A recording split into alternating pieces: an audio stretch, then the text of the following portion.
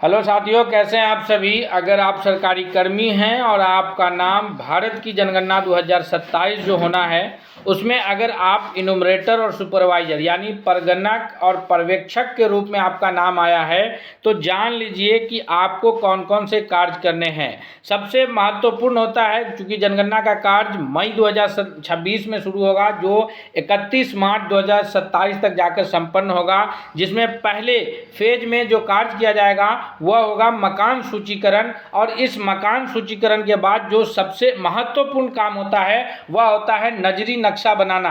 जानिए कि जो आपको एरिया मिलेगा, जिस एरिया का आपको जनगणना करना है, उस एरिया में जितने भी घर होंगे, मकान होंगे, उनकी संख्या आपको दर्शानी होंगी। जितने भी मंदिर, मस्जिद, जो पंचायत भवन, सार्वजनिक स्थल, विद्यालय, तालाब, पोखर, नदी, नाला, उन सबको आपको उस नजरी नक्शा पे दर्शाना रहेगा।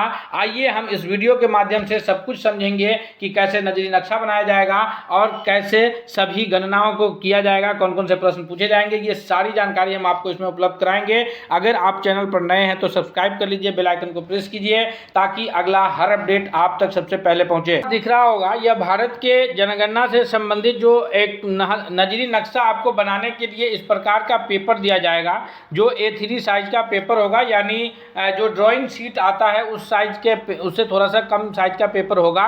इसमें आपको नजरी नक्शा जो खाली प्लेन जगह है इसमें आपको बनाना रहेगा। सबसे ऊपर आप इसमें आप अपना जानकारी, बेसिक जानकारी भरेंगे। आप जिस गणना ब्लॉक की जनगणना कर रहे होंगे उसका संख्या, कोड, जो भी आपको चार्ज की तरफ से निर्धारित किया जाएगा उन सबको इस डिटेल्स में फिल करना है। आगे जब आप देखेंगे तो इसमें आपको उन सभी चीज़ों के लिए, नक्शा बनाने के लिए यहाँ चित्र दिए हुए हैं। ये जो ऊपर का हिस्सा है बताया जा रहा है कि उत्तर की तरफ रखना है। फिर इसमें आपको नक्शा खींचना है, किधर से सड़क गुजर रहा है और अगर जो है सड़क पक्की सड़क है तो कैसा लाइन खींचना है। यहाँ देखिए कच्ची सड़क है तो उसके लिए किस प्रकार का लाइन खींचना है। अगर उस गांव या मोहल्ले से होकर के रेलवे लाइन क्रॉस किया है तो उसके लिए किस प्रकार की लाइनें खींचनी है। अगर कोई नदी प्रवाहित हो रही है तो उसके लिए इस प्रकार की लाइनें खींचनी है। अगर वहाँ आवासीय जो घर है, जो पक्का मकान होगा उसके लिए किस प्रकार का होगा, और जो आवासीय कच्चा मकान होगा उसके लिए किस प्रकार का चित्र का इस्तेमाल होगा। अगर आसपास में कोई सार्वजनिक स्थल है जैसे मंदिर है या कोई मस्जिद है तो उसके लिए किस प्रकार के चित्र का इस्तेमाल किया जाएगा। ये सभी आपको इसी में निर्देश के रूप में दिया जाएगा। और ये जो शीट है ये आपको चार्ज अधिकारी जो होंगे आपके हर प्रखंड के, जो प्रखंड विकास पदाधिकारी हैं, बीडीओ साहब हैं, वो चार्ज अधिकारी होते हैं गन्ना ब्लॉक के। तो ये चार्ज अधिकारी आपको उपलब्ध कराएंगे। हर ब्लॉक के चार्ज अधिकारी जो है ये आपको उपलब्ध कराते रहेंगे और फिर इसके आधार पर आपको नजरी नक्शा बनाना है। और ये नजरी नक्शा इसी जगहों में आपको बना करके रिपोर्ट को सबमिट करना है कि आपकी जो गणना ब्लॉक आपको निर्धारित की गई है उसमें कितने आवासीय मकान हैं, और उन आवासीय मकान में कौन कौन कच्चा मकान है, कौन कौन पक्का मकान है, और उसकी संख्या जो आपने निर्धारित करेंगे।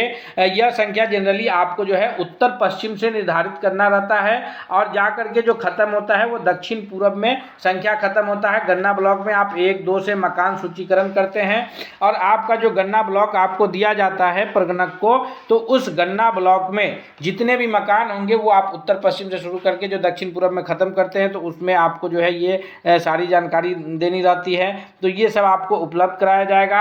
आगे जो जानकारी आपको लेनी रहेगी वहाँ पर लोगों से, जो पब्लिक से, वो इस सब फॉर्मेट जो है जो अभी आपको दिया जा रहा है इस ऐसे फॉर्मेट आपको बताया जाएगा और फिर उसमें जानकारी आपको उपलब्ध कराना रहेगा। वहाँ पर ये लाइन का क्रमांक दिया हुआ है, उसके बाद भवन संख्या जो आप निर्धारित करेंगे, फिर जो गणना मकान की संख्या है ये भी आप ही निर्धारित करेंगे गणना ब्लॉक में जाने के बाद। उसके बाद उनसे जो जानकारी लेनी है, जिन घरों की आप, जिन मकानों की सूचीकरण करेंगे तो उनसे आप जो है मकानों की गणना के बारे में जानकारी लेंगे। ये हम आपको जूम करके दिखा रहे हैं कि यहाँ पर आपको जो जानकारी लेना है कि जनगणना में मकान का फर्श किस प्रकार का है, उसकी दीवार और छत किस प्रकार की सामग्री का है।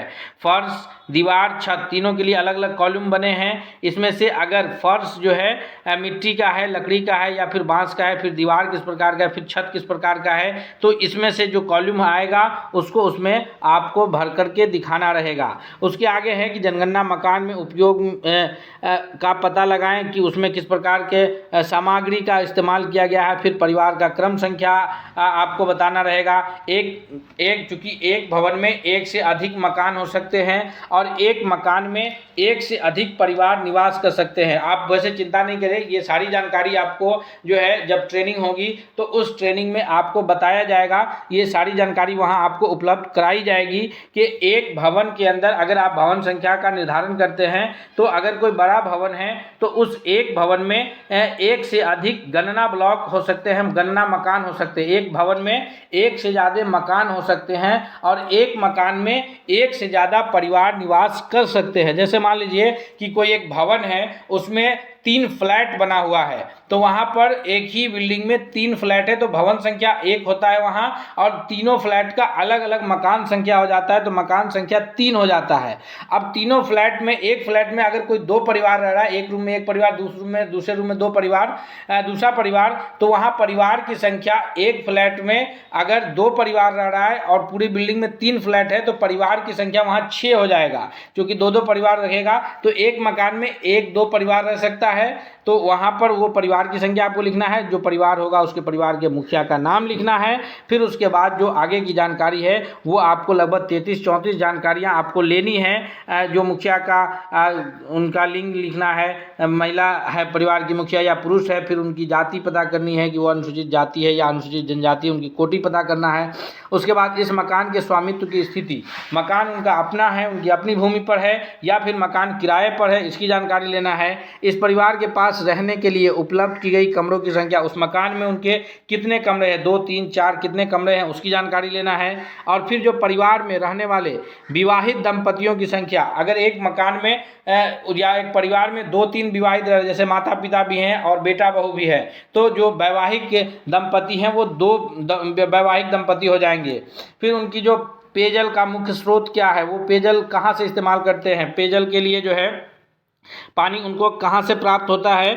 उसके बाद जो है पेयजल की उपलब्धता है, उपलब्धता किस प्रकार से हो रही है, परिसर के अंदर है वो बोरिंग से या फिर वो नल जल पानी बाहर से आ रहा है। फिर उनके पास प्रकाश का स्रोत क्या है, बिजली की उपलब्धता है या नहीं है, क्या वो सोलर सिस्टम भी अपने घर में लगाए हुए हैं। फिर शौचालय की सुलभता देखनी है कि शौचालय किस प्रकार का है, शौचालय है कि नहीं है, या फिर वो पूरा परिवार सार्वजनिक शौचालय का प्रयोग कर रहा है। उसके आगे जो जानकारी लेनी है वो ये लेनी है कि फिर गंदे पानी के निकासी का जो स्रोत है वो है कि नहीं है। जो जिस मोहल्ले में जिस गणना आप कर रहे होंगे तो वहाँ पर जो उनके घर का जो गंदा पानी है निकलने का रास्ता कच्ची नाली है या उनके अपने निजी ज़मीन में बहता है या फिर पक्की नाली के द्वारा आगे सरकार की ज़मीन में जाकर के पानी गिरता है। फिर उनके रसोई घर परिसर में स्नान के अंदर स्नान की उपलब्धता है या नहीं है। आगे है कि रसोई घर में एलपीजी कनेक्शन है या फिर उनको पाइपलाइन के जरिए गैस कनेक्शन है। तो चूँकि जो है प्रधानमंत्री उज्ज्वला योजना के तहत लगभग सभी घरों में एलपीजी कनेक्शन प्रदान किए गए हैं, तो वो कनेक्शन उनके पास है कि नहीं है। उसके आगे रसोई घर में जो है एलपीजी कनेक्शन है कि नहीं ये पता करना है। खाना पकाने के लिए प्रमुख मुख्य ईंधन क्या है। अगर इन सब के बावजूद अभी भी कोई ऐसा परिवार है जिनके पास एलपीजी नहीं है तो क्या वो अभी ईंधन के रूप में जलावन का ही प्रयोग कर रहे हैं या क्या। फिर आगे रेडियो ट्रांजिस्टर है कि नहीं है उनके परिवार के पास। टेलीविज़न की स्थिति पता करनी है। इंटरनेट की सुविधा पता करना है कि क्या इंटरनेट कंप्यूटर उनके पास लैपटॉप या कंप्यूटर है कि नहीं है। अगर लैपटॉप या कंप्यूटर है तो फिर मोबाइल है तो कितने मोबाइल हैं। इंटरनेट की व्यवस्था उनको किस प्रकार से है, क्या वो वाईफाई से इंटरनेट चला रहे हैं या फिर अपने मोबाइल डेटा का इस्तेमाल कर रहे हैं। उसके अलावा जो जानकारी लेनी है कि मोटरसाइकिल या स्कूटर की स्थिति लेनी है कि मोटरसाइकिल स्कूटर या दोपहिया वाहन है कितनी है। उसके बाद कार और जीप या वैन की स्थिति लेनी है। फिर परिवार द्वारा उपभोग की जाने वाली मुख्य जो अनाज है उसमें कौन कौन से अनाज का इस्तेमाल कर रहे हैं, चावल गेहूं दाल, इसकी उपलब्धता के बारे में ये संपूर्ण जानकारी लेनी है। ये इतनी संपूर्ण जानकारी जो है ये आपको उपलब्ध करनी है मकान सूचीकरण एवं गणना सूचीकरण में।